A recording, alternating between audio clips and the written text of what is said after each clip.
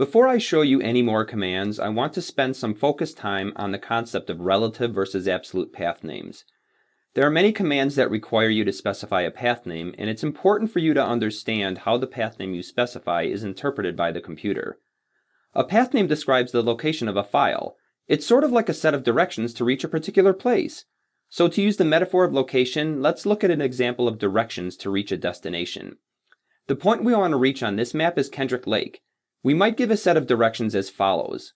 Turn left on Florida. Turn left on Hoyt. Enter the park and continue along the path.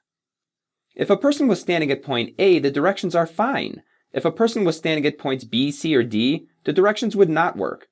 Basically, these directions are relative to point A. I could make these same directions absolute by changing them to look like, start at West Iowa Avenue and South Garrison Street. Head north on South Garrison Street, turn left on Florida, turn left on Hoyt, enter the park and continue along the path. What I've done is explicitly state the starting point. I can do the same types of things when I specify a path name in the terminal. I can use either a relative path name or an absolute path name. For the following examples, I am going to assume I have a directory structure that looks like the following. I will start with an explanation of relative path names. There are basically three ways to specify a relative path name. The simplest is to just start naming the path without any leading characters. Assuming that I am located inside of the grapes directory, the path could look something like green/seedless. I could also specify the same path name by using single dot notation. The path name would look like dot/green/seedless. Using the single dot notation, I'm just explicitly stating to start at my current location. But as I've said, it's the same as the previous example. In either case, the computer will look at the seedless directory.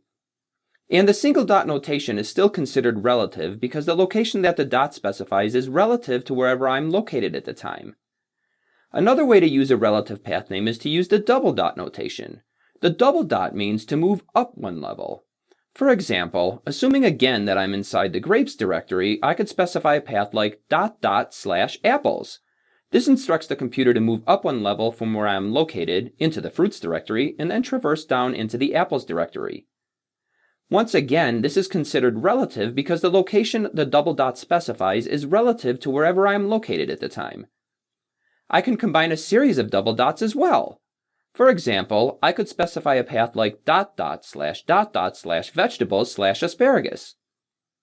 This instructs the computer to move up 2 levels from where I'm located into the root directory and then traverse down into the vegetables directory and continue to the asparagus directory. Using relative path names can be more convenient in some situations and less convenient and trickier to use in other situations. Sometimes it may be preferable to use absolute path names. Writing my first example using an absolute path name looks like /fruits/grapes/green/seedless. Notice that I tell the computer to start from the root directory. I can write my second example like /fruits/apples.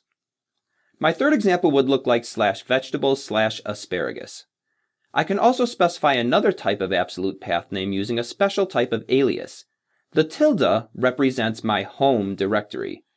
I will talk more about the home directory in the lesson on the cd command.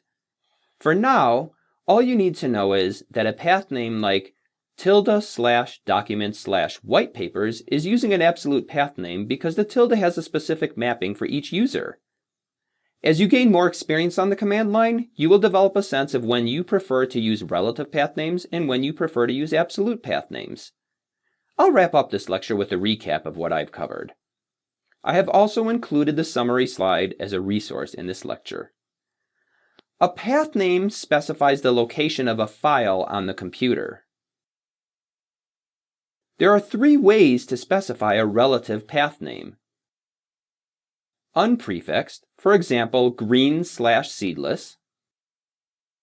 Single dot notation, for example, dot/green/seedless.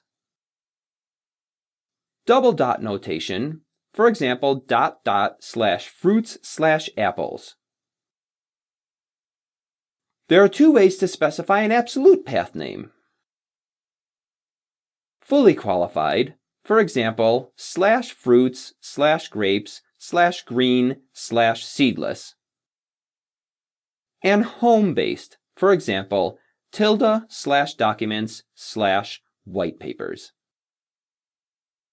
See you in the next lecture.